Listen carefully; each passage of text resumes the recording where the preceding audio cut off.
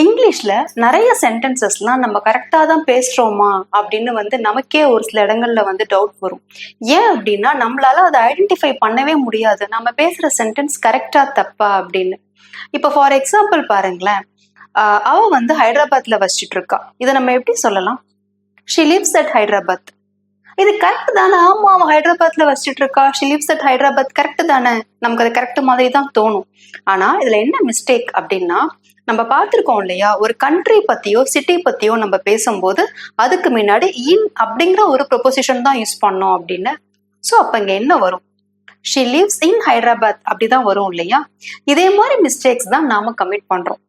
அடுத்து பாருங்களேன், இப்போ ஃபார் எக்ஸாம்பிள் இது எந்த கிராமர் பார்ட்டுடைய எரர் அப்படிங்கிறதையும் நான் சொல்லிடுறேன்.